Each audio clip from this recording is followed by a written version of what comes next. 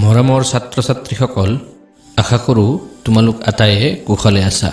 আজি আমি তোমালোকৰ ওচৰলৈ লৈ আহিছোঁ 10ম শ্ৰেণীৰ ইংৰাজী বিষয়ৰ পাঠ্যপুথি ফাৰ্ষ্ট ফ্লাইটৰ এটি কবিতা এনিমেলছ। এই কবিতাটো ৰচনা কৰিছে বিখ্যাত আমেৰিকান কবি ৱাল্ট হুইটমেনে। এই কবিতাটো তেখেতৰ কবিতাৰ সংকলন লিভছ অৱ গ্ৰাছৰ ছং অফ মাইছেল্ফ শিতানৰ পৰা লোৱা হৈছে। লিভছ অৱ গ্ৰাছ কবিতা সংকলন প্ৰথমবাৰৰ বাবে প্ৰকাশিত হৈছিল 1885 চনত। ৱাল্ট হুইটমেন এগৰাকী কবি হোৱাৰ লগতে এগৰাকী এছেইষ্ট অৰ্থাৎ ৰচনাকাৰ আৰু জাৰ্নেলিষ্ট অৰ্থাৎ সাংবাদিক আছিল। He is also' called the father of free verse. তেখেতৰ কবিতাত তেওঁ আন কবিৰ দৰে এটা ডেফিনিট ৰাইম স্কিম বা নিৰ্দিষ্ট ছন্দ মেইনটেইন নকৰে। সেই একেই বৈশিষ্ট্য আমি এই কবিতাটোৰ মাজতো দেখিবলৈ পাম। এই কবিতাটোৰ যোগেদি কবিয়ে মানুহ আৰু জীৱ জন্তুবোৰৰ মাজত এটি তুলনা আগবঢ়াইছে, লগতে মানুহৰ তুলনাত জীৱ জন্তুবোৰৰ শ্ৰেষ্ঠত্ব প্ৰমাণ কৰিছে। So, let us start a line-by-line explanation of the poem and a discussion about the literary devices. মই প্ৰথমতে তোমালোকক এবাৰ কবিতাটো ৰিডিং কৰি দিছোঁ। ইংৰাজী ৰিডিংটো খুব দৰকাৰী বস্তু, তোমালোকে মনোযোগ দি শুনিবা। I think I could turn and live with animals. এইটো লাইনেদি আৰম্ভ হৈছে কবিতাটো, ৱাল্ট হুইটমেনৰ কবিতা animals. I think I could turn and live with animals. They are so placid and self-contained. I stand and look at them long and long. They do not fret and whine about their condition. They do not lie awake in the dark and weep for their sins. They do not make me sick discussing their duty to God. Not one is dissatisfied, not one is demented with the mania of owning things. Not one kneels to another, nor to his kind that lived thousands of years ago. Not one is respectable or unhappy over the whole earth. So they show their relations to me, and I accept them. They bring me tokens of myself. They evince them plainly in their possession. I wonder where they get those tokens. Did I pass the way huge times ago and negligently drop them? Summary of the poem. Let me read it for you. In this poem, Animals, Walt Whitman, the great American poet, claims that the animals are better than man. The poet finds some qualities in animals which are not possessed by humans.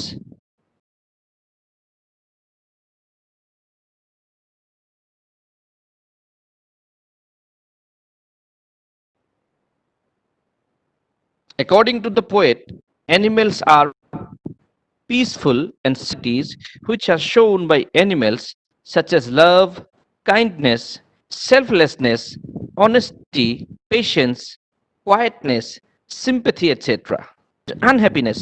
So he wants to turn away from living with other humans and be in the company of animals for good because he feels a close relationship with them. ইয়াৰ অসমীয়াখিনি শুনিবা। এই কবিতাটোৰ যোগেদি আমেৰিকাৰ মহান কবি Walt হুইটমেনে দাবী কৰিছে যে জীৱ জন্তুবোৰ মানুহতকৈ শ্ৰেষ্ঠ।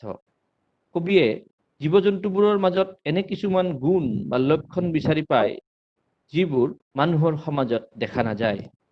কবিৰ মতে জীৱ জন্তুবোৰ শান্তিপূৰ্ণ আৰু স্বয়ং সম্পূৰ্ণ। সিহঁতে কোনো বস্তুক লৈ ওজৰ আপত্তি কৰি নাথাকে। তাৰ বিপৰীতে মানুহ দুষ্ট প্ৰকৃতিৰ আৰু পাৰ্থিৱ সম্পত্তি আহৰণৰ তাৰণাত বলীয়া। মানুহে অতীতৰ ভুল কৰ্মৰ কথা ভাবি অনুতপ্ত হয় আৰু উজাগৰি ৰাতি তাকে ভাবি কান্দোনত ভাগি পৰে আৰু অৱশেষত তেওঁলোকে সৰু কথাতে মানসিক ভাৰসাম্য হেৰুৱাই পেলায়। কবিয়ে কৈছে যে মানুহৰ মাজত আজিকালি সেই গুণবোৰ নাই যিবোৰ গুণ জন্তুৰ সমাজত দেখা পোৱা যায়। উদাহৰণস্বৰূপে দয়া, মৰম, ভালপোৱা, সহানুভূতি, সততা, ধৈৰ্য আদি গুণবোৰ কেৱল জন্তুৰ সমাজতহে আছে। তেওঁ কৈছে যে জন্তুৰ সমাজত সকলো সমান। তেওঁ অনুভৱ কৰে যে মানুহৰ জীৱন দুশ্চিন্তা, অৱসাদ আৰু নানা অশান্তিৰে ভৰা।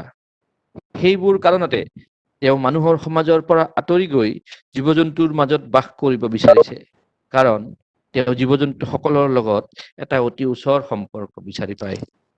আচ্ছা, এইটো হৈছে আমাৰ কবিতাটোৰ সাৰাংশখিনি। Difficult word মিনিংছ। প্লেচিড, এটা শব্দ পাইছোঁ আমি ইয়াতে এই কবিতাটোত পাম যে প্লেচিড। প্লেচিড মানে হৈছে কাম এণ্ড পিচফুল। অসমীয়াত তাৰ অৰ্থ হৈছে শান্ত। ইয়াত স্ক্ৰীণত তোমালোকে দেখিছা। চেল্ফ কণ্টেইনড। চেল্ফ কণ্টেইন শব্দৰ অৰ্থ ইংৰাজীৰ অৰ্থ হৈছে কমপ্লিট ইন ইট চেল্ফ, অৰ্থাৎ স্বয়ং সম্পূৰ্ণ। হোৱাইন, হোৱাইন দেখিছা? হোৱাইন মানে টু ক্ৰাই এণ্ড কমপ্লেইন, কন্দা কটা কৰা। চিক, SICK, চিক, চিক মানে আনৱেল, অসুস্থ। ডিমেণ্টেড, ডিমেণ্টেড মানে হৈছে মেণ্টেলি ইল, মানসিকভাৱে অসুস্থ। তাৰপিছত আনটো শব্দ পাইছোঁ, এইটো কমন শব্দ, আমি খুব ব্যৱহাৰ কৰোঁ, সদায় ব্যৱহাৰ কৰোঁ, মেনিয়া। তোমালোকে খুব কোৱা চাগে মেনিয়া শব্দটো। মেনিয়া শব্দৰ অৰ্থ হৈছে আনৰিজনেবল ডিজায়াৰ, অযুক্তিসংগত ইচ্ছা। তাৰপিছত আন এটা শব্দ হৈছে টোকেনছ। টোকেনছ বস্তুটো আমি সাধাৰণতে বেংকৰ লেনদেনৰ ক্ষেত্ৰত প্ৰায় ব্যৱহাৰ কৰোঁ। টোকেনছ শব্দৰ অৰ্থ হৈছে চাইন অৰ চিম্বল, অৰ্থাৎ অসমীয়াত ক'লে তাক লক্ষণ। আন এটা শব্দ হৈছে এভিন্স। এভিন্স মানে হৈছে টু শ্ব', দেখুৱাই দিয়া। লাষ্ট শব্দ এটা পাইছোঁ আমি নেগলিজেণ্টলি, বিইং কেয়াৰলেছ, অসাৱধানভাৱে। চকুত পৰা শব্দ, টান শব্দ এইকেইটাই পাইছোঁ। তাৰ মাজতো আৰু যদি কিবা শব্দৰ অৰ্থ কেইটা মানে ক'ব লগা থাকে মোক সুধিলে মই কৈ দিম। তেতিয়াহ'লে আমি আগবাঢ়ি যাওঁ তাৰপিছৰ পৰ্যায়লৈ। ইয়াৰ পিছত এটা ডিছকাশ্যন আছিল এবাউট ফ্ৰী ভাৰ্ছ। ছাত্ৰ ছাত্ৰীসকল অতি চমুকে তোমালোকক দুটা তিনিটা বাক্যতে মই কৈছোঁ যে আমি ইয়াৰ পিছত আমি এই কবিতাটোৰ ওপৰত তোমালোকৰ দুটা ক্লাছ ল'ম। পিছৰ ক্লাছটোত আমি এই বিষয়ে ভালকে ক'ম। ইয়াক এটা সাহিত্যৰ অলংকাৰ হিচাপে ফ্ৰী ভাৰ্ছৰ ব্যৱহাৰৰ বিষয়ে আজি অলপমান চমুকে এটা আভাস দিছোঁ মই, যে আমি আগতে পাই থকা যিবিলাক কবিতা আমি পাইছোঁ, সেই কবিতাবিলাকৰ এটা সুনিৰ্দিষ্ট ছন্দ থাকে। যেনে two roads diverged in a yellow wood, and sorry I could not travel both, and be one traveler long I stood, and looked down one as far as I could, to where it bent in the undergrowth. এই কবিতাটো তোমালোকে আগতে পাইছা। ইয়াত প্ৰথম line, তৃতীয় line আৰু চতুৰ্থ লাইনৰ মাজত এটা ছন্দৰ মিল আছে। এই ধৰণৰ মিল সাধাৰণতে কবিতাবিলাকত থাকে, কিন্তু ৱাল্ট হুইটমেনে যিটো প্ৰেক্টিছ, যিটো অভ্যাস আৰম্ভ কৰিছিল তাক কয় ফ্ৰী ভাৰ্ছ, অৰ্থাৎ তেওঁৰ কবিতাত এটা এনেধৰণৰ সুনিৰ্দিষ্ট ছন্দবদ্ধ ৰচনা নহয়। তথাপি তেওঁ কবিতা আকৃতিত লিখিলেও এই ধৰণৰ ছন্দ তেওঁ মানে সদায় পালন নকৰিছিল। এই বিষয়ে আমি ইয়াৰ পিছৰ ক্লাছটোত তোমালোকক ভালকে বিতংভাৱে ক'ম। আজি আমি আগবাঢ়ি যাওঁ। অকণমান তথাপি তোমালোকক ক'লো ফ্ৰী ভাৰ্ছ মানে কি। এই কবিতাটোত আমি এনিমেলছ কবিতাটোত ফ্ৰী ভাৰ্ছত লিখা এটা কবিতা, গতিকে তাত এটা অলপমান আভাস তোমালোকক দিলোঁ। এতিয়া আমি কবিতাটোৰ মাজলৈ যাওঁ। I think I could turn and live with animals. They are so placid and self-contained. I stand and look at them long and long. ইয়াত তোমালোকে কবিতাৰ শাৰীকেইটাৰ গঠন তোমালোকে লক্ষ্য কৰিবা। প্ৰথম শাৰীটোত বা দ্বিতীয় শাৰীটোৰ আৰম্ভণিতে এটা কেপিটেল লেটাৰ নাই। প্ৰথম শাৰীটো এটা ফুল ষ্টপেৰে শেষ হোৱা নাই। ফুল ষ্টপটো 3 নম্বৰ শাৰীৰ শেষত আছে। ইয়াকে এই ধৰণৰ ষ্টাইলটোক ফ্ৰী ভাৰ্ছ বুলি কয়। তো আমি আগবাঢ়ি যাওঁ, ইয়াক ব্যাখ্যা কৰালৈ আগবাঢ়ি যাওঁ। এই ষ্টেঞ্জাটোৰ এটা চামাৰি তোমালোকৰ আগত দাঙি ধৰিম। I think I could turn and live with animals. মই ভাবোঁ মই টাৰ্ণ শব্দৰ অৰ্থ ঘূৰি যোৱা। মই পুনৰাই ঘূৰি যাম আৰু জন্তুবিলাকৰ লগত বাস কৰিম। They are so placid and self-contained. সিহঁত ইমান শান্ত আৰু নিজক লৈয়ে ব্যস্ত, নিজৰ মাজতে স্বয়ং সম্পূৰ্ণ। ইয়াত এই যিটো শান্ত স্বভাৱৰ কথা কৈছে, এই শান্ত স্বভাৱৰ জীৱ-জন্তুসকলৰ শান্ত স্বভাৱৰ কথা উল্লেখ কৰি তেওঁ প্ৰকৃততে মানুহৰ লগত তাৰ তুলনা প্ৰকাশ কৰিছে। জীৱ-জন্তুবিলাকৰ দৰে মানুহবিলাক নহয়। মানুহবিলাক কেৱল নিজক লৈ ব্যস্ত নাথাকে, বেলেগৰ কথাত চিন্তা কৰি থাকে, বেলেগৰ কথাত মানে আলোচনা কৰি থাকে, বেলেগৰ কথা লৈ মানুহবিলাক ব্যস্ত হৈ থাকে। জীৱ-জন্তুবিলাকৰ দৰে লক্ষণ মানুহৰ সমাজত নাপায়। সেইকাৰণে তেওঁলোকৰ জীৱ জন্তুসকলৰ এই গুণটোৰ দ্বাৰা তেওঁ মুগ্ধ হৈছে যে সিহঁতে কেৱল নিজৰ লৈয়ে ব্যস্ত হৈ থাকে। নিজৰ কামখিনি হ'লে, নিজৰ প্ৰয়োজন পূৰণ হ'লে বেলেগৰ কথাত তেওঁলোকে মানে কোনো ইণ্টাৰেষ্ট নলয়। সেইকাৰণে এই গুণটোৰ দ্বাৰা মুগ্ধ হৈ তেওঁ কৈছে, I stand and look at them long and long. থিয় হৈ একেথৰে বহুপৰ তেওঁ জীৱ জন্তুবিলাকৰ ফালে চাই থাকে। অৰ্থাৎ তেওঁৰ কাৰণে এইটো এটা বৰ আচৰিত গুণ। তেওঁ যিহেতু মানুহৰ সমাজত এই ধৰণৰ গুণ সাধাৰণতে পোৱা নাযায়। মানুহবিলাক কেৱল নিজৰ কথা লৈ ব্যস্ত হৈ নাথাকে, মানুহে বেলেগৰ কথা লৈ বহুত কথাত ব্যস্ত হৈ থাকে। বেলেগৰ ইমান আছে, বেলেগৰ বহুত আছে, মোৰ নাই, এই বুলি ভাবি থাকে, বা নানান ধৰণৰ কথাত বেলেগৰ কথাত মূৰ ঘমাই থাকে, মানুহে বেলেগৰ কথাত ব্যস্ত হৈ থাকে। জীৱ জন্তুবিলাকৰ এই যিটো গুণ, শান্ত শিষ্ট স্বভাৱ আৰু নিজৰ কথাক লৈ ব্যস্ত হৈ থকা স্বভাৱ, এই গুণটোৰ দ্বাৰা, এই স্বভাৱৰ দ্বাৰা তেওঁ মুগ্ধ হৈছে আৰু জীৱ জন্তু সমাজলৈ পুনৰাই ঘূৰি যাব বিচাৰিছে। এই যাত্ৰাটোক আমি এনেকে ক'ব পাৰো, জটিলতাৰ পৰা সৰলতালৈ যাত্ৰা। It is a journey from complexity towards simplicity. মানুহৰ সমাজ ব্যৱস্থা অতি জটিল। কবিৰ মতে এই জটিল সমাজ ব্যৱস্থাৰ পৰা ওলাই, জটিল সমাজ ব্যৱস্থাৰ পৰা মুক্ত হৈ জীৱ জন্তুৰ সহজ সৰল সমাজখনলৈ তেওঁ ঘূৰি যাব বিচাৰিছে। ছাত্ৰ ছাত্ৰীসকল, আশা কৰিছো প্ৰথম ষ্টেঞ্জাটো তোমালোকে বুজি পাইছা। দ্বিতীয় ষ্টেঞ্জাটোলৈ গৈছো আমি। They do not sweat and whine about their condition. They do not lie awake in the dark and weep for their sins. They do not make me sick discussing their duty to God.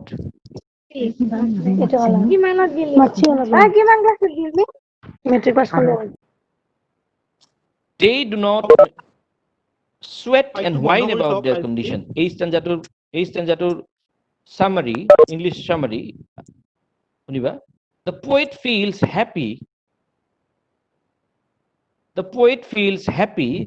with the fact that animals do not make complaints and cry about their condition like humans. They sleep peacefully without thinking about anything, as they have nothing to worry about. While humans, because of their wrong action in the past, are unable to do so and thus cannot sleep without worry and anxiety. Humans, even after committing sins, talk about God and rightness, while animals are simple creatures and they do not need to worry about praying to God. The poet here means that since animals are simple creatures, they do not need to ask for forgiveness to God or fulfill their desires like humans. ইয়াৰ অসমীয়া ভাঙনিটো শুনিবা।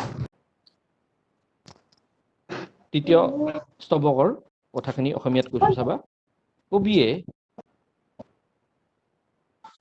এই কথাটো ভাবি আনন্দিত হৈছে যে জীৱ জন্তুসকলে মানুহৰ দৰে নিজৰ অৱস্থাৰ কথা কৈ অভিযোগ কৰি নাথাকে, অভিযোগ কৰি কান্দি নাথাকে। তেওঁলোকে একো কথা নভবাকৈ শান্তিৰে শুব পাৰে, কাৰণ তেওঁলোকৰ কোনো দুশ্চিন্তা নাই। তাৰ বিপৰীতে মানুহে অতীতত কৰি অহা ভুল কৰ্মৰ দ্বাৰা অনুতপ্ত হৈ দুশ্চিন্তা আৰু উৎকণ্ঠা অবিহনে শান্তিৰে শুব নোৱাৰে। মানুহে নানা পাপ কৰ্মত লিপ্ত হোৱা স্বত্তেও শুদ্ধ অশুদ্ধৰ বিচাৰ কৰে আৰু ভগৱানৰ কথা সঘনেই আলোচনা কৰে। তাৰ বিপৰীতে জীৱ জন্তুবোৰ সহজ সৰল, সিহঁতে ভগৱানৰ কথা ভাবি চিন্তিত হৈ নাথাকে। ভগৱান বোলা শক্তিটো সকলো জেগাতে উপস্থিত আছে। ভগৱানে কাৰো পৰা কোনো বস্তু কেতিয়াও নিবিচাৰে। মানুহেহে এই ধৰণৰ কথাবিলাক নিজে সৃষ্টি কৰি লোৱা, যে ভগৱান মই অমুকটো দিম, এই বুলি মানুহে কোনোবা মন্দিৰত বা ক'ৰবাত গীৰ্জাত বা দৰগাহত কেতিয়াবা মানুহে কিছুমান বস্তু এনেকে শুৱনি কৰি মানস কৰি থৈ আহে। তাকো পিছৰ পৰ্যায়ত সেইবিলাক কথা কৈ বেলেগক দিগদাৰি দিয়ে, বিৰক্ত কৰি তোলে। নাইবা কোনোবা মন্দিৰত তেওঁ দান কৰিছে বা কোনোবা দৰগাহত তেওঁ যদি কিবা অলপ দান কৰিছে, এইটো কথা কৈ মানুহৰ আগত ইমান প্ৰচাৰ কৰিব যে তেওঁ বেলেগক বিৰক্ত কৰি তোলে। ডিউটি টু গড, এই কথাটো কৈছে। ভগৱানৰ ওচৰত থকা এনেধৰণৰ ডিউটি বা এই ধৰণৰ কামৰ কথা জীৱ জন্তুৰ সমাজত কবিয়ে নাপায়, বা সঁচাই জীৱ জন্তুসকলৰ এই ধৰণৰ আইডিয়া, এই ধৰণৰ ধাৰণা নাই। তেওঁলোক অতি সহজ সৰল। নিজৰ প্ৰয়োজনখিনি, যিখিনি দৈনন্দিন প্ৰয়োজন, অতি নিম্ন প্ৰয়োজন, যিখিনি অতি মিনিমাম যিখিনি নিডছ, সেইখিনি পূৰণ হ'লে তেওঁলোক অতি শান্তিৰে বসবাস কৰিব পাৰে। মানুহৰ দৰে আনৰ কথাত মূৰ ঘমাই নাথাকে। ভাল লাগিছেনে ছাত্ৰ ছাত্ৰীসকল, বুজি পাইছানে? নিশ্চয় বুজি পাইছা বুলি আশা কৰিছো মই। Not one is dissatisfied. Not one is demented with the mania of owning things. Not one kneels to another, nor to his kind that lived thousands of years ago. Not one is respectable or unhappy over the whole earth. আচ্ছা, ইয়াতে আমি English চামাৰিটো তোমালোকৰ আগত আগবঢ়াইছো 3 number ষ্টেঞ্জাটোৰ। চাবা, নানান ধৰণে মানুহৰ কথা উল্লেখ নকৰাকে কবিয়ে মানুহৰ নানান দুখৰ কথা ইয়াত আঙুলিয়াই দিছে, যে ব্যক্তিগত সম্পত্তি আহৰণ কৰাৰ তাৰণাত পাপ পুণ্যৰ বিচাৰ নকৰাকৈ মানুহে কেৱল নিজক উন্নত কৰাৰ আশাৰে সকলো ধৰণৰ কাম কৰে আৰু অৱশেষত সেই কামৰ দ্বাৰা অনুতপ্ত হৈ নানান ধৰণৰ দুখ ভোগ কৰে। জীৱ জন্তুৰ সমাজত এনেধৰণৰ ব্যক্তিগত সম্পত্তিৰ কোনো ধাৰণা নাই। নিজৰ পচন্দৰ বস্তুখিনি, নিজৰ মানে প্ৰয়োজনীয় বস্তুখিনি পালে জীৱ জন্তুবোৰ তাতেই সন্তুষ্ট হৈ থাকে। ব্যক্তিগতভাৱে কোনো বস্তু আহৰণ কৰাৰ মানে ধাৰণা জীৱ জন্তুসকলৰ মাজত নাই। ইয়াৰ লগতে আৰু এটা কথা কৈছে যে মানুহে হাজাৰ বছৰ আগতে যিসকল তেওঁলোকৰ পূৰ্বপুৰুষ আছিল, তেওঁলোকৰ বহুতকে চিনি নোপোৱাকৈও তেওঁলোকৰ আগত আঁঠু লয় বা তেওঁলোকৰ ওচৰত মূৰ দোৱায় বা তেওঁলোকৰ ওচৰত সন্মান প্ৰদৰ্শন কৰে। জীৱ জন্তুৰ সমাজত এনেধৰণৰ সন্মান প্ৰদৰ্শন কৰা, এজনে আনজনক সন্মান প্ৰদৰ্শন কৰাৰ কোনো তাৰণা প্ৰৱণতা নাই। জীৱ জন্তুৰ সমাজত সকলো সমান, কোনো উচ্চ নিচ ভেদাভেদ জ্ঞান নাই, কোনো বেছি সন্মানীয়, কোনো বেছি নিন্দনীয়, এনেকুৱা ধৰণৰ ধাৰণা জীৱ জন্তুৰ সমাজত নাই। কবিৰ মতে এই ধৰণৰ সকলো জটিল সমস্যা, এই ধৰণৰ জটিল সমাজ ব্যৱস্থা কেৱল মানুহৰ সমাজতহে আছে। জীৱ জন্তুৰ সমাজখন সহজ সৰল, তাত সকলো সমান, উচ্চ নিচ ভেদাভেদ জ্ঞান নাই, সকলোৱে নিজৰ পচন্দৰ নিজৰ প্ৰয়োজনীয় বস্তুখিনি পালে নিজৰ মানে সন্তুষ্টি লাভ কৰে। এইখিনিলৈকে আমি কবিৰ মানে আলোচনাত এই কবিতাটোৰ যোগেদি বিভিন্ন ক্ষেত্ৰত জীৱ জন্তুবোৰৰ গুণ কিছুমান কবিয়ে দেখা পাইছে আৰু তাৰ তুলনাত মানুহৰ দুখ কিছুমান তেওঁ দেখা পাইছে। আমাক এইখিনি কথা তেওঁ এই 3 নম্বৰ ষ্টেঞ্জাটোলৈকে জনাইছে। আমি এইখিনি কথালৈকে বুজিছো। তাৰ পিছৰ কথাখিনি এতিয়া আমি ক'ম। এইবিলাক কাৰণতে 4 নম্বৰ ষ্টেঞ্জাটো চাবা, এইবিলাক কাৰণতে এটা শব্দ দিছে so। চাবা, so they show their relations to me and I accept them. এইবিলাক কাৰণতে সিহঁতে তেওঁক এটা তেওঁৰ লগত এটা অতি ওচৰ সম্পৰ্ক সিহঁতে দেখুৱাই দিয়ে। So they show their relations to me and I accept them. They bring me tokens of myself. They evince them plainly in their possession. I wonder where they get those tokens. Did I pass the way huge times ago and negligently drop them? ইয়াত এই কবিতাটোৰ এটা সাৰাংশ তোমালোকক কৈ দিছো, চাবা 4 number ষ্টেঞ্জাটো।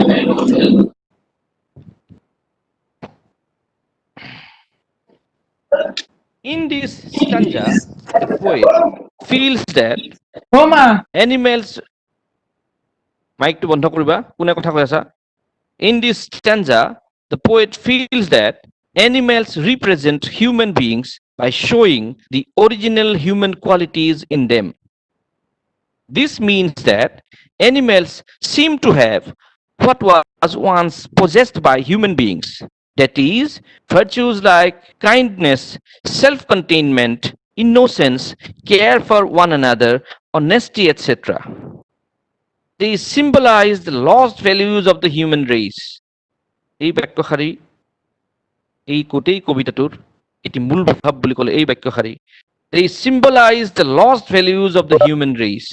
মানৱ জাতিৰ হেৰাই যোৱা মূল্যবোধৰ প্ৰতীক এই জন্তুবোৰ। The poet believes that civilization has corrupted human beings, and instead of teaching values to them, it has taught them greed and jealousy. Thus, in this poem, he believes that humans dropped their true human virtues long time ago, being careless and forgot about them. ইয়াৰ অসমীয়াখিনি কৈছো, চাবা। এইটো স্তবকত কবিয়ে উপলব্ধি কৰিছে যে জীৱ জন্তুবোৰে আচলতে মানুহকে প্ৰতিনিধিত্ব কৰে, যিহেতু সিহঁতে প্ৰকৃত মানৱীয় গুণবোৰ নিজৰ মাজত ধাৰণ কৰে। অৰ্থাৎ কবিয়ে কৈছে যে জন্তুবোৰে সেইবোৰ গুণৰ অধিকাৰী যিবোৰ গুণ অতীত কালত মানুহৰ গুণ আছিল। দয়া, সন্তুষ্টি, সততা, সহানুভূতি ইত্যাদি মানৱীয় গুণ এতিয়া সম্পূৰ্ণৰূপে জীৱ-জন্তুবোৰৰ মাজতহে উপলব্ধ। সিহঁত মানৱ জাতিৰ হেৰাই যোৱা মূল্যবোধৰ প্ৰতীক। কবিয়ে বিশ্বাস কৰে যে সভ্যতাই মানুহক দূষিত কৰি আহিছে। এইটো এটা বিৰাট ডাঙৰ কথা। তেওঁ এনেকুৱা ধৰণৰ এটা কমেণ্ট কৰিছে মানৱ সভ্যতাৰ ওপৰত যে সভ্যতাই মানুহক দূষিত কৰি আহিছে। ই মানুহক প্ৰকৃত মূল্যবোধ শিকোৱাৰ পৰিৱৰ্তে লোভ আৰু ঈৰ্ষাৰহে শিক্ষা দিছে। সেইবাবে এই কবিতাটোত কবিয়ে বিশ্বাস কৰে মানুহে নিজৰ মানৱীয় গুণবোৰ বহুদিন আগতে নিজৰ অসাৱধানতা বশতঃ ক'ৰবাত পেলাই থৈ আহিছে আৰু তাক সম্পূৰ্ণৰূপে পাহৰি পেলাইছে। ঠিক আছে, চামাৰিটো তোমালোকৰ আগত ক'লো। এতিয়া আমি অকণমান এক্সপ্লেনেশ্যনৰ ফালে যাম। কিন্তু মানে কথাটো ক'ব তোমালোকে অলপ ভালকে বুজাই দিব খুজিছোঁ কথাখিনি।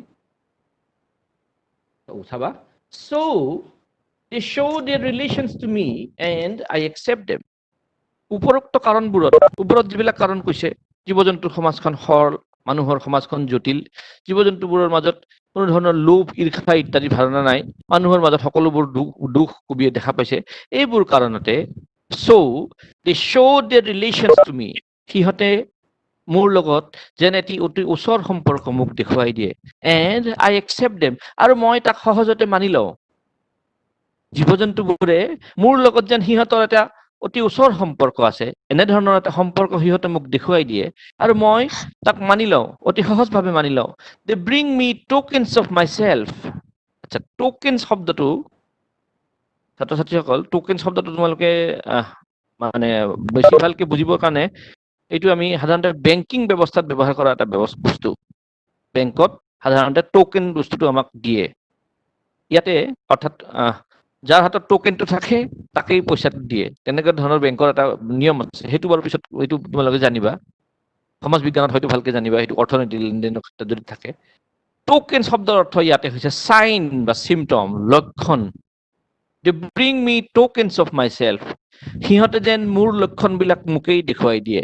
মোৰ লক্ষণ মানে মানুহৰ লক্ষণ, মানৱ জাতিৰ লক্ষণ, মানৱীয় গুণ। কি কি মানৱীয় গুণ? এইবিলাক দয়া, মৰম, ভালপোৱা, সহানুভূতি, সততা ইত্যাদি। এই গুণবোৰ সিহঁতে যেন মোক দেখুৱাই দিয়ে। আজিকালি যেন সিহঁতৰ মাজতে সেই গুণবোৰ আছে, মই যেন সিহঁতৰ মাজত সেই গুণবোৰ দেখা পাওঁ। Bring me tokens of myself. They evince them plainly in their possession. এইটো চাবা, evince মানে show, সিহঁতে দেখুৱাই দিয়ে plainly, simply, একমাত্ৰ in their possession, সিহঁতৰ দখলত। এই গুণবোৰ আজিকালি একমাত্ৰ জীৱ-জন্তুবোৰৰ দখলতহে আছে। মানুহৰ লগত আজিকালি সেই গুণবোৰ কবিৰ মতে নাই। মানুহৰ সমাজত এই ধৰণৰ গুণবোৰ, যিবোৰ গুণৰ অধিকাৰী প্ৰথমতে বা আৰম্ভণিতে মানুহৰ গুণ আছিল, যিবোৰ গুণ প্ৰকৃততে মানৱীয় গুণ আছিল, সেই গুণবোৰ আজিকালি যেন জীৱ-জন্তুবোৰে দেখুৱাই দিয়ে আৰু কেৱল যেন জীৱ-জন্তুবোৰৰ দখলতহে আজিকালি সেই গুণবোৰ আছে। মানুহৰ সমাজত এই গুণবোৰ অনুপস্থিত, তেওঁ তেনেধৰণে ভাবিছে। তাৰপিছত এইখিনিলৈকে নিশ্চয় পাইছা তোমালোকে বুজি? আকৌ এবাৰ কম লগা হ'লে যদি দৰকাৰ হয়। I wonder where they get those tokens. মই ভাবি আচৰিত হওঁ, সিহঁতে এই লক্ষণবোৰ ক'ত পালে? মানৱীয় লক্ষণবোৰ জীৱ-জন্তুবিলাকে কেনেকে পালে, ক'ত পালে? এইটো কথা ভাবি মই আচৰিত হওঁ। ৱণ্ডাৰ শব্দটোৰ অৰ্থ এইয়া, ভাবি আচৰিত হওঁ। মোৰ আচৰিত লাগে, ভাবি আচৰিত হওঁ। It is wonderful to me. I cannot make out. মই বুজি নাপাওঁ, চিন্তা কৰি পাৰ নাপাওঁ, সিহঁতৰ মাজত এই গুণবোৰ কেনেকে আহিল। Did I pass that way huge times ago and negligently drop them? I মানে I বুলি গোটেই মানৱ জাতিকে প্ৰতিনিধিত্ব কৰি কৈছে। I মানে তেওঁ অকল নিজক বুজোৱা নাই, I মানে গোটেই মানৱ জাতিৰ কথা কৈছে। ইয়াতে I বুলি ক'লে মই, সাধাৰণতে আমি বুজি পাওঁ I মানে মই, কিন্তু ইয়াতে মই অকল তেওঁ নিজক বুজোৱা নাই, গোটেই মানৱ জাতিৰ কথাই কৈছে। Did I pass that way huge times ago and negligently drop them? The way means কোনটো way? জীৱ-জন্তুবোৰৰ মাজেদি পাৰ হৈ আহোঁতে। ইয়াতে জীৱ-জন্তুবোৰৰ মাজেদি পাৰ হৈ আহোঁতে বুলি কওঁতে আমি এটা বস্তু দেখা পাওঁ, মানে এটা বাক্য ইয়াতে আগবঢ়াব পাৰোঁ যে আজি মানুহে যিটো অৱস্থা পাইছে, মানুহৰ শাৰীৰিক গঠন, মানসিক গঠন, আজি যিটো অৱস্থা পাইছে, এইটো স্তৰ পাওঁতে মানুহে ইভলিউশ্যন বা বিৱৰ্তনৰ বিভিন্ন স্তৰ অতিক্ৰম কৰি আহি এই অৱস্থাটো পাইছে। মানুহৰ দৈহিক গঠন সৰলৰ পৰা জটিললৈকে হৈছে। এই যিটো বিৱৰ্তন, এই বিৱৰ্তনৰ ফলত মানুহৰ সৰল দৈহিক গঠন, হেল্ল', কিবা কৈছা? এই এই যিটো তেওঁ যে কৈছে, did I pass that way huge times ago, জীৱ জন্তুবোৰৰ মাজেদি পাৰ হৈ অহা কথাটোতে কৈছে। ইয়াতে এটা ব্যাখ্যা আমি কওঁ যে বিৱৰ্তনৰ ফলত মানুহৰ শাৰীৰিক গঠন যেতিয়া জটিললৈকে হৈছিল, সহজ সৰল দৈহিক গঠনৰ পৰা যেতিয়া দৈহিক গঠনটো জটিললৈকে গৈছিল, ঠিক তেনেকে মানসিক ব্ৰেইনৰ যেতিয়া ডেভেলপমেণ্ট হৈছিল, ডেভেলপমেণ্ট হওঁতে যেতিয়া সহজৰ পৰা জটিললৈকে দৈহিক গঠন, মানসিক গঠন যেতিয়া হৈ থাকিল, তেতিয়া চিম্প্লিচিটিৰ জেগাত, সৰলতাৰ জেগাত জটিলতাই ঠাই ল'লে। সহজ সৰল মনোভাৱটো এৰি দি জটিল কিছুমান কুটিল জটিল মনোভাৱ মানুহৰ মাজলৈ আহি থাকিল, আৰু ভাল গুণবিলাক তেওঁলোকৰ গাৰ পৰা সুলকি সুলকি গৈ থাকিল, আৰু তাৰ ঠাইত বেয়া কিছুমান বস্তু আহি মানুহৰ সমাজত ঠাই ল'লে। নেগলিজেণ্টলি ড্ৰপ দেম, এই শব্দটোৰ অৰ্থ অসাৱধানবশতঃ মোৰ যিবিলাক গুণ আছিল, যিবোৰ মোৰ সম্পত্তি আছিল, যিবোৰ প্ৰকৃত মানৱীয় লক্ষণ আছিল, সেই লক্ষণবোৰ মোৰ গাৰ পৰা সুলকি গুলকি গৈ থাকিল, আৰু মই অসাৱধানতাবশতঃ সেইবোৰৰ প্ৰতি গুৰুত্ব নিদিলোঁ, আৰু সেই গুণবোৰ জীৱ জন্তুবোৰে অতি সযতনে সাঁচি ৰাখিলে, আৰু আজি যেন সেই গুণবোৰ কেৱল জীৱ জন্তুবিলাকে মোক দেখুৱাই দিয়ে। আজি যেন সেই গুণবোৰ কেৱল জীৱ জন্তুবোৰৰ দখলতহে আছে, মানুহৰ মাজত সেই গুণবোৰ নাই। যিবোৰ গুণ প্ৰকৃততে মানৱীয় গুণ আছিল, সেই মানুহৰ সমাজত সেই গুণবোৰৰ আজিকালি অস্তিত্ব নাই, কেৱল জীৱ জন্তুৰ সমাজতহে সেই গুণবোৰ দেখা পোৱা যায়, এই বুলি তেওঁ ভাবিছে। ইয়াতে নিশ্চয় ইভলিউশ্যন, বিৱৰ্তনৰ এটা মানে বিভিন্ন স্তৰৰ এটা মানে এটা সৰু এটা গ্ৰাফ আৰু স্কেচ এটা দিছে, যে এনেকে মানুহে বিৱৰ্তনৰ ফলত এনেকে মানে দৈহিক গঠন এনেকে চেঞ্জ হৈছিল, বা শাৰীৰিক গঠন এনেকে সলনি হৈছিল। প্ৰথমতে চাৰিঠেঙীয়া জন্তুৰ পৰা আহি আহি আহি আজিৰ মানুহৰ আকৃতি গ্ৰহণ কৰিলে, আৰু গ্ৰহণ কৰোঁতে শাৰীৰিক গঠন সলনি হৈ থকাৰ লগে লগে মানসিক উন্নতিও হৈ থাকিল, ব্ৰেইনটো ডেভেলপ হৈ গৈ থাকিল। তাৰ ফলত এই ডেভেলপড ব্ৰেইনত নানান ধৰণৰ কুটিলতা জটিলতাই ঠাই ল'লে, আৰু সহজ সৰল যিবিলাক মানৱীয় গুণ আছিল, সেইবোৰ মানুহৰ গাৰ পৰা, মানুহৰ মাজৰ পৰা নোহোৱা হ'ল, আৰু যিবোৰ জন্তুবিলাকে সযতনে বুটলি ৰাখিলে, আৰু আজিকালি কেৱল জন্তুৰ মাজতে সেই গুণবোৰ পোৱা যায়। এইখিনিলৈকে আমি কবিতাটোৰ ব্যাখ্যা বঢ়ালো। ছাত্ৰ ছাত্ৰীসকল বুজি পাইছা নে তোমালোকে? এতিয়া কাৰোবাৰ কিবা সুধিব লগা আছে যদি কোৱা, এজন এজনকে কিন্তু। বুজি পাইছো। কাৰোবাৰ কিবা সুধিব লগা আছে যদি এজন এজনকে সোধা, যদি নাই যদি ঠিক আছে আগবাঢ়ি যাম আমি। স্যার অ এজন এজন স্যার হা বুজি পাইছো স্যার। পাইছা ন? অ অ স্যার পাইছো। ঠিক আছে, ঠিক আছে, থেংক ইউ। মাইকটো অফ কৰা, মাইকটো অফ কৰা, ঠিক আছে। কুৱেশ্যন এনচাৰ খিনি দিব নেকি? চব দিম, কুৱেশ্যন এনচাৰ দিম বুলি ভাবিছো, তোমালোকে অলপ ধৈৰ্য ধৰা। ইয়াতে এতিয়া কুৱেশ্যন এনচাৰলৈকে যোৱাৰ আগত তোমালোকক মই এটা কথা সেইদিনাখন কৈছিলো, যে এই কবিতাটোৰ যিটো গঠন সাধাৰণ কবিতাৰ দৰে নহয়। এতিয়া আমি কবিতাটোত যদি আমি কিছুমান মানে মানে কি আৰু কবিতাটোৰ ব্যাখ্যা গঢ়াৰ ক্ষেত্ৰত এই ধৰণৰ কথা কিছুমান আমি সাধাৰণতে আলোচনা কৰো, যে কি কি সাহিত্যৰ অলংকাৰ তাত ব্যৱহাৰ কৰা হৈছে। সাহিত্যৰ অলংকাৰ বুলি ক'লে ইয়াত আটাইতকৈ বৈশিষ্ট্যপূৰ্ণ যিটো মানে আকৰ্ষণীয় সাহিত্যৰ অলংকাৰ, এইটো হৈছে ফ্ৰী ভাৰ্চ। আমি গম পাইছো এইটো এটা কবিতা, কিন্তু ইয়াতে কিন্তু এটা ছন্দবদ্ধ ৰচনা নহয়, ইয়াত এটা ছন্দ নাই, সুনিৰ্দিষ্ট ছন্দ এটা নিৰ্দিষ্ট পেটাৰ্ণ এটা মেইনটেইন কৰা নাই, এটা নিয়মত ছন্দ মিলি থকা নাই। প্ৰতিটো শাৰীৰ প্ৰথম শাৰীটোৰ লগত 3 নম্বৰ শাৰীটোৰ, বা প্ৰথম শাৰীটোৰ লগত 2 নম্বৰ শাৰীটোৰ, এনেকে ছন্দ এটা মিলি থকা নাই। ৱাল্ট হুইটমেন এই ক্ষেত্ৰত আগৰণুৱা আছিল। তেখেতে এই নতুন এটা ষ্টাইল, নতুন এটা ব্যৱস্থা এটা সৃষ্টি কৰিছিল, তাক ফ্ৰী ভাৰ্চ বুলি কয়। এই কবিতাটোৰ আটাইতকৈ উল্লেখনীয় বৈশিষ্ট্য হৈছে ফ্ৰী ভাৰ্চ। এই বিষয়ে সেইদিনা তোমালোকক কৈছিলো, আজি আৰু অলপ সময় 2-3 মিনিটমান সময় কম, তাৰপিছত তোমালোকক কুৱেশ্যন এনচাৰলৈকে যাম মই। এইটো কথা জানি ল'বা, এইটো এটা উল্লেখযোগ্য কথা, এই কবিতাটোৰ এটা উল্লেখযোগ্য কথা, The use of free verse is a style which was initiated by Walt Whitman. For example, in this poem Animals, we get to see the following lines. ইয়াত এই লাইন কেইটা ধৰি ললো উদাহৰণ হিচাপে যিকোনো লাইনে ধৰিব পাৰো এই লাইন প্ৰথম লাইন কেইটাই কৈ ললো আমি বাৰু I think I could turn and live with animals. They are so placid and self-contained. I stand and look at them long and long. ইয়াত এটা বস্তু চাবা কমাটো লাইনটোৰ শেষত নাই বা আন আন ক্ষেত্ৰত বাকীখিনি কথাটো ছন্দ এটা সুনিৰ্দিষ্ট ছন্দ এটা মিলি থকা নাই তাৰ বিপৰীতে আমি যদি আন এটা কনভেনশনাল বা ট্ৰেডিশনাল পোয়েম বা কবিতা এটা যদি চাওঁ য'ত আমি এটা সুনিৰ্দিষ্ট ৰাইম স্কিম এটা দেখা পাওঁ এই লাইনটো চাবা two roads diverged in a yellow wood class 9 তোমালোকে এই কবিতাটো পাইছা two roads diverged in a yellow wood and sorry I could not travel both and be one traveler long I stood and looked down one as far as I could to where it bent in the undergrowth. We will notice that a particular metric pattern ইয়াত আমি এটা সুনিৰ্দিষ্ট ছন্দ লক্ষ্য কৰিম.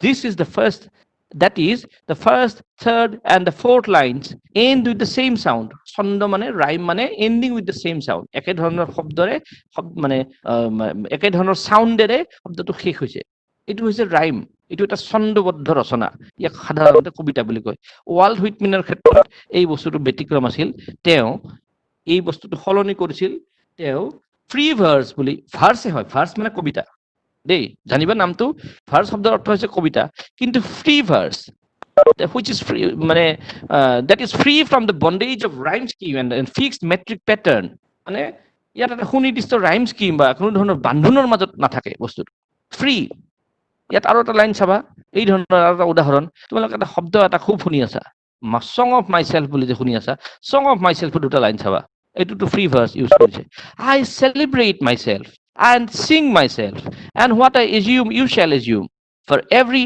atom belonging to me as good belongs to you. I loaf and invite my soul I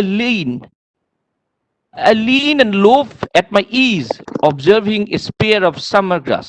It is song of myself. ইয়াত এইটো কবিতা আমি গম পাইছো এইটো এটা কবিতা কবিতা লাগে কিন্তু এটা এটা সুনিৰ্দিষ্ট ৰাইম স্কিম ছন্দবদ্ধ ৰচনা নহয় এইটো হৈছে আমি এই কবিতাটোৰ বিষয়ে ক'বলগীয়া এটা বিশেষ মানে সাহিত্য অলংকাৰ বুলি ক'লে এইটো এটা নতুন কথা এইটো এটা বিশেষ কথা এই কবিতাটোৰ ক্ষেত্ৰত উল্লেখনীয়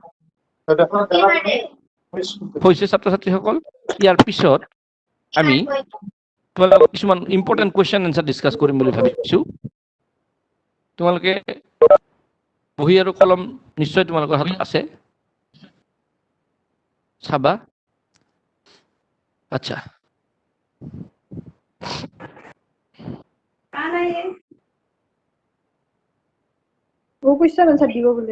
ইচ্ছা কৰা যদি তোমালোকে স্ক্ৰীনশ্বটো মাৰিব পাৰা এনটেশ্যন ৰিকুৱেষ্ট পঠাই নাথাকিবা কিন্তু তোমালোকক মই কৈ দিলে যদি লিখিব ল'ব পাৰা যদি ভাল কথা লাহে লাহে কম মই প্ৰথমটো একদম সহজ প্ৰশ্ন এইটো সবেই জানা কথা what is the name of the poet of the poem animals এই কবিতাৰ কবিগৰাকীৰ নাম কি the name of the poet of the poem animals is Walt Whitman এইটো সহজ উত্তৰ এইটো কিন্তু আহিব পাৰে তাৰপিছতটো চাবা এইটো তোমালোকৰ টেক্সচুৱেল কুৱেশ্যন টেক্সটত আছে দেই এইটো টেক্সটত থকা প্ৰশ্ন notice the use of the word turn in the first line. I think I could turn and live with animals. What is the poet turning from? What is the poet turning from? The poet is turning away from living with other humans as he finds them complicated and crooked. The poet declares that he would love to be in the company of the animals who is, in his opinion, possess the true human qualities nowadays.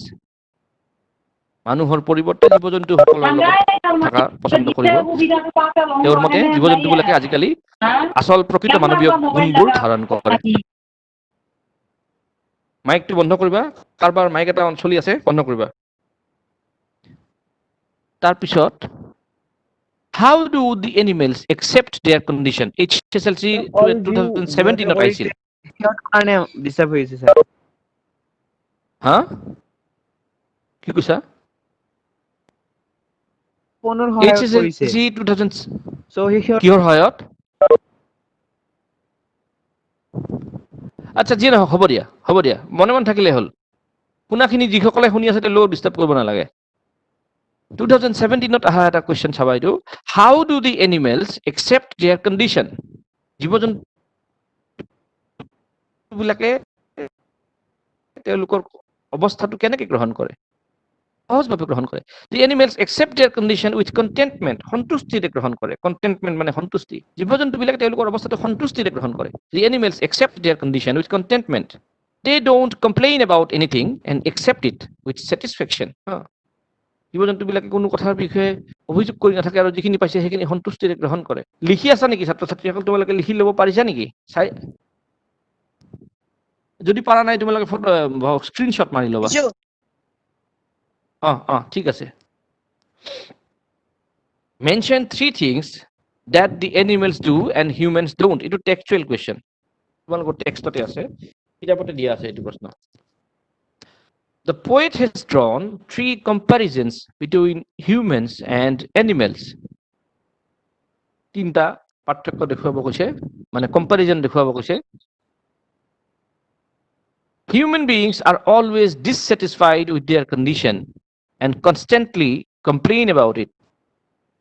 Animals, on the other hand, don't complain about anything. They are always satisfied with their condition. 2 number 2 humans lie awake at night and weep thinking about the wrongs they have done in the past animals on the other hand don't weep for anything and sleep peacefully 3 number 2 finally humans make each other sick by discussing their duties to God however the concept of God or religion does not exist in the animal world বেলেগ কিয় লিখিব পাৰা ছাত্ৰ ছাত্ৰীসকল মই এইটো কথা কোৱা নাই যে মই এনেকৈ দিছোঁ কাৰণে তোমালোকৰ লেংগুৱেজটো হুবহু একে হ'ব লাগিব শব্দকেইটা একেকেইটা শব্দ ইউজ কৰিব লাগিব এইটো নহয় তোমালোকে যদি ইয়াতকৈ পিছত ডেভেলপ কৰিব পাৰা আৰু বেছি ভাল কিন্তু যদি তোমালোকে বিচাৰা যদি তেতিয়াহ'লে দিছোঁ আৰু মই আৰু যদি ইচ্ছা কৰা স্ক্ৰীনশ্বট এটাও মাৰি ল'ব পাৰা নেক্সট কুৱেশ্যনলৈকে যাওঁ Do humans kneel? Do humans kneel to other humans who lived thousands of years ago? Discuss korbo diche.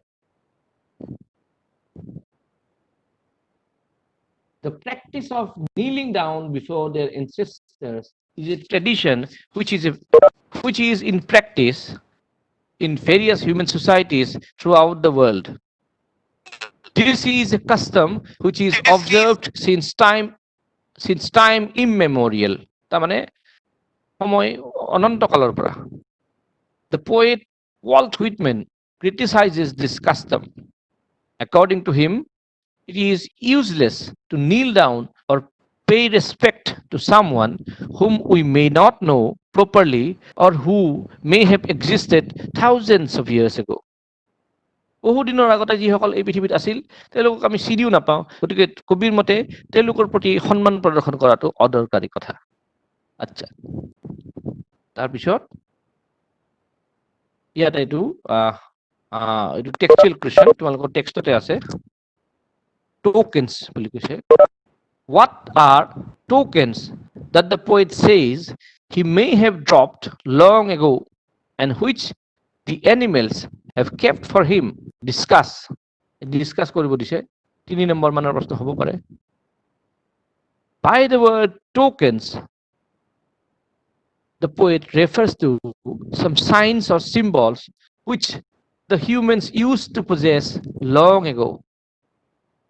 These tokens were human qualities like love, sympathy, brotherhood, care for one another, etc., which started diminishing among humans one by one. Diminishing মানে নোহোৱা হৈ যোৱা কমি যোৱা According to the poet, human beings, in the name of progressing in the path of civilization, have shunned নতুন শব্দ তোমালোকৰ শান মানে এৰি দিয়া কুইট বুলি লিখিলেও হ'ব ব্ৰেকেটৰ ভিতৰত কুইট শব্দটো দিছোঁ in the path of civilization have quit their true human nature and embraced only artificiality. That is why the poet feels that the true human nature, tokens of humanity, is possessed only by the animals nowadays. এইটো লিখিব পাৰিছা নাইবা ইমান স্পীডত তোমালোকে মই নাজানো, যদি পাৰা নাই স্ক্ৰীনশ্বট মাৰি ল'বা, আৰু দৰকাৰ হ'লে মোক এতিয়া পিছত কণ্টেক্ট কৰিলে মই দৰকাৰ হ'লে আৰু দিম তোমালোকক নাম্বাৰটো, এই পিকচাৰ ক্লাছৰ শেষত নাম্বাৰটো তোমালোকক দিম। নেক্সটলৈকে স্যাৰ যাওঁ। পিকচাৰ হা হা পিকচাৰ কি? তো আহাই নাই পাইছে এইটো এইবাৰ পিকচাৰ অহা নাই?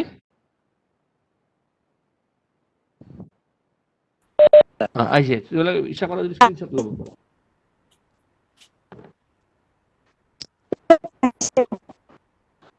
তাৰ পিছলৈকে যাওঁ। স্পষ্টকৈ অহা নাই। স্পষ্টকৈ অহা নাই যদি সেইটো তোমালোকৰ নেটৱৰ্কৰ দিগদাৰ হ'ব পাৰে। মইতো ইয়াত স্ক্ৰীনখন শ্বেয়াৰ কৰি দিছো। আজি আপুনি নেটৱৰ্ক অলপমান এনেও প্ৰব্লেম হৈ আছে। বৰষুণৰ কাৰণে। বৰষুণ চৰষুণ হৈছে, মাতিম দিয়ক। বতৰৰ কাৰণে আজি নেটৱৰ্কৰ অলপ প্ৰব্লেম হৈ আছে। মই তথাপি স্ক্ৰীনখন শ্বেয়াৰ কৰি দিছো, আৰু ধৰা নাই যদি আহাতে মানে আৰু 10 ছেকেণ্ড সময় ৰখি দিছো বাৰু, তোমালোকে আহে নেকি চাই লোৱা।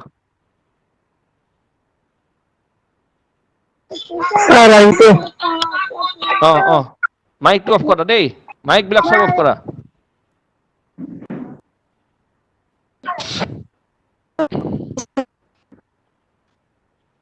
ইয়াৰ পিছত আৰু এটা প্ৰশ্ন দেখিছানে ছাত্ৰ ছাত্ৰীসকল? HSLC 15 আৰু 19 দুবছৰত আহিছিল এইটো প্ৰশ্ন। Why does the poet feel more at home with animals than with humans? মানুহতকে জন্তুসকলৰ লগত কবিয়ে কিয় বেছি আত্মীয়তা অনুভৱ কৰে? The poet feels more at home with the animals than the humans because he finds humans complicated and false. According to the poet, human beings have parted with their true nature in the pursuit of being more prosperous. On the other hand, animals have been able to maintain their original simplicity. The poet thinks that human beings don't hesitate to adopt any fair or foul means to acquire more and more private wealth. On the other hand, animals are happy with their natural life. Human beings frequently discuss their duties to God and celebrate whatever they do in the name of religion. The concept of God does not exist among animals.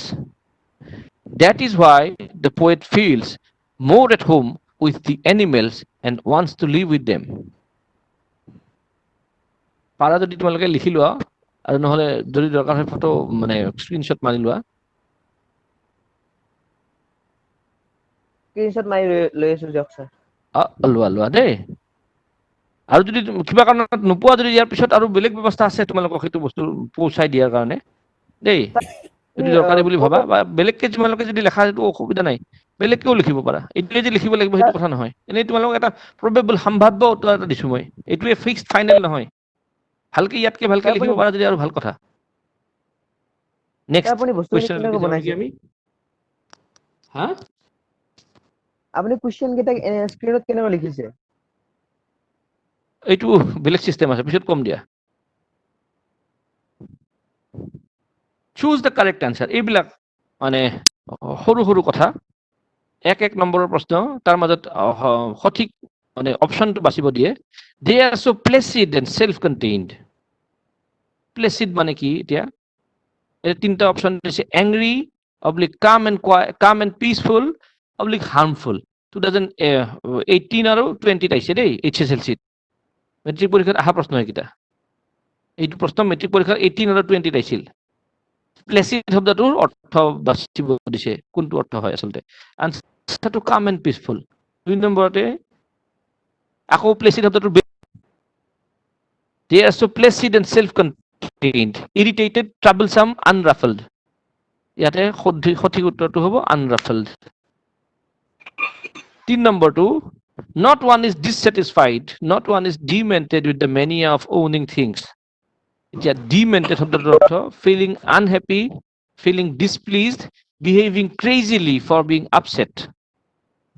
এইটো HSLCত আহা প্ৰশ্ন behaving crazily for being upset.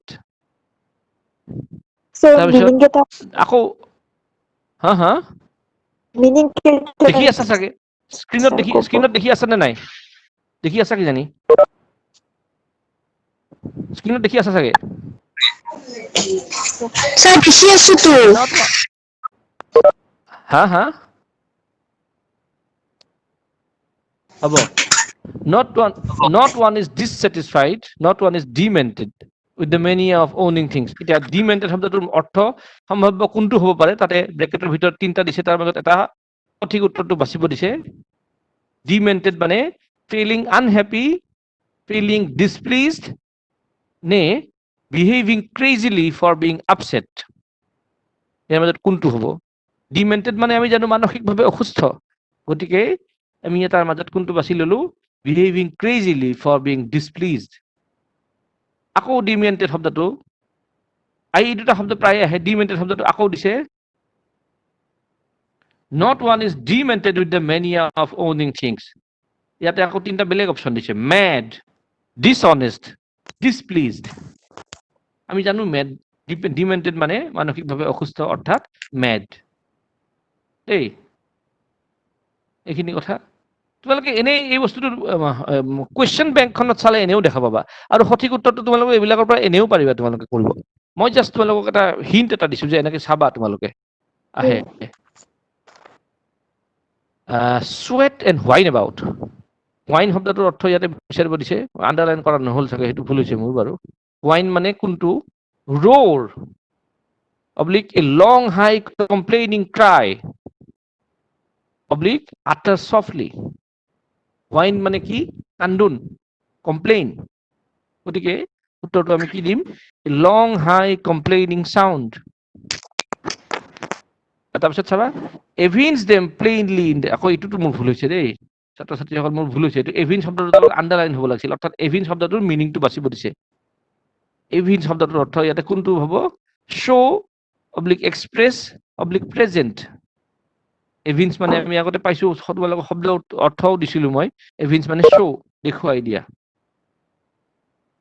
তাৰপিছত এইটো এটা প্ৰশ্ন সম্ভাৱ্য প্ৰশ্নৰ মাজত এইটো এটা প্ৰশ্ন মই বিচাৰি পাইছিলো name the book from where the poem has been taken তোমালোকৰ কবিতাটোৰ তলত লেখা আছে দেই from song of myself in leaves of grass বুলি তোমালোকৰ কবিতাটোৰ তলত টেক্সট বুকখনতে লেখা আছে আছেনে আছে গতিকে এনেকে এই প্ৰশ্নটো কেতিয়াবা সুধি দিব পাৰে পিছত এইটো লৈ তোমালোকে মানে হেৰি নহবা কনফিউজ নহবা name the book from where the poem has been taken the poem has been taken from song of myself in leaves of grass written by American poet Walt Whitman এই উত্তৰটোত গোটেইখিনি উঠিছে ইয়াত আৰু একো বাকী নাই কবিৰ নামটোও কৈ দিছো তাৰ লগতে বুজিছানে উত্তৰবিলাক এনেকে এটা বাক্যতে তোমালোকে সম্পূৰ্ণ উত্তৰ এটা দিয়া চেষ্টা কৰিবা উত্তৰবিলাক তোমালোকে কমপ্লিট আনসাৰ এটা হ'ব লাগে তাতে একো বস্তু এৰি থৈ যাব নালাগে এইটো চোৱা এতিয়া বাক্যটো the poem has been taken from song of myself in leaves of grass written by American poet Walt Whitman এটা বাক্যতে গোটেইখিনি উত্তৰ আহিছে ইয়াতে মানে কি আৰু লিখিলে এনেকে লিখিলে ভাল তথাপি তোমালোকে নামটো ক'লেও হ'ব কিন্তু কবিৰ নামটোও তাতে কৈ দিছো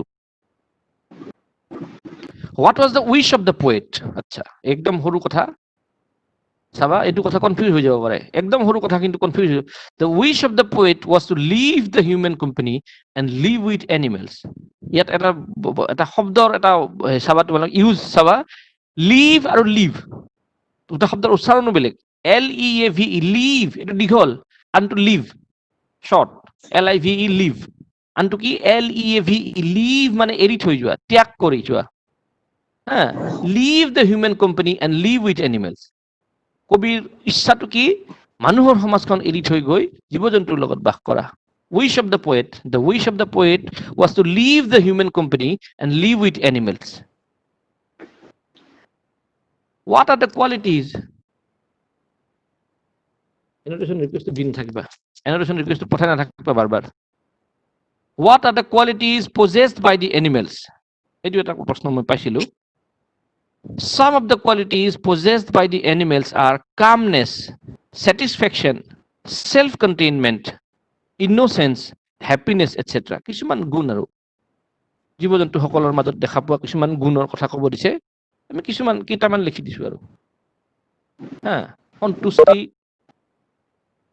নিৰ্জু স্বভাৱ শান্তশিষ্ট স্বভাৱ ইত্যাদি ইত্যাদি কেইটামান গুণৰ কথা আমি ইয়াতে জীৱ জন্তুসকলৰ মাজত দেখা পোৱা কেইটামান গুণৰ কথা আমি ইয়াতে কৈছো তাৰপিছত লাহে লাহে পাৰো শেষ হৈছে লাহে লাহে what do the animals bring to the poet কবিৰ ওচৰলৈ এনিমেলছ বিলাকে জন্তুবিলাকে কি লৈ আহে they bring me কি কৈছিল কি বুলি কৈছিল the animals bring to the poet certain signs or symptoms where he finds the glimpse of true human nature he calls it tokens of myself glimpse মানে নমুনা he calls it tokens of myself these signs are the human qualities like love honesty simplicity sympathy care for one another etc আকৌ এবাৰ কৈছো চাবা এইটো প্ৰশ্ন এনেকা ধৰণৰ প্ৰশ্ন সুধিবও পাৰে কেতিয়াবা পৰীক্ষাত what do the animals bring to the poet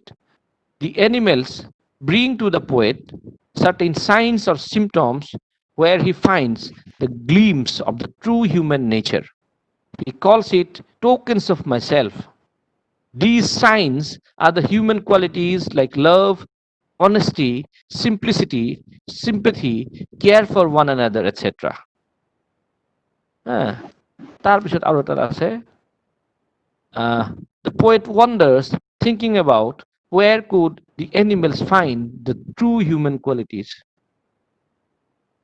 কবিয়ে ভাবি আচৰিত হয় যে জীৱ জন্তুবিলাকে এই ধৰণৰ প্ৰকৃত মানৱীয় লক্ষণবিলাক ক'ত পালে wonder মানে ভাবি আচৰিত হোৱা the poet wonders thinking about where could the animals find the true human qualities ক'ত জীৱ জন্তুবিলাকে প্ৰকৃত মানৱীয় লক্ষণবিলাক বিচাৰি পালে এইটো ভাবি তেওঁ আচৰিত হয় ছাত্ৰ ছাত্ৰীসকল কিছু সম্ভাৱ্য প্ৰশ্ন ইয়াতকে আৰু বেলেগ প্ৰশ্নও হ'ব পাৰে কিছু সম্ভাৱ্য প্ৰশ্ন তোমালোকৰ কাৰণে মই গোট কৰিছিলো এই প্ৰশ্নবিলাক যদি তোমালোকে লৈছা লিখি লৈছা বা স্ক্ৰিনশ্বট লৈছা ল'ব পাৰা আৰু ইয়াতকে বেলেগ প্ৰশ্নও হ'ব পাৰে এতিয়া কথাটো হ'ল গোটেই কবিতাটো যেনেকৈ তোমালোকক মই বুজাই দিছো আণ্ডাৰষ্টেণ্ডিংটো যদি তোমালোকৰ ক্লিয়াৰ হৈ থাকে বুজাখিনি যদি তোমালোকৰ একদম মানে ভালকে বুজি পাইছা তেতিয়াহ'লে যিকোনো ধৰণৰ প্ৰশ্ন বেলেগকে সুধিলেও তোমালোকে উত্তৰটো দিব পাৰিবা আচল গুৰুত্ব দিব লগা কথাটো হৈছে সেইটো দেই এতিয়া তোমালোকক কিবা সুধিব লগা আছে সুধিব পাৰা এজন এজনকে কিন্তু টাইম বেছি নাই এজন এজনকে সোধা কিবা সুধিব লগা আছে যদি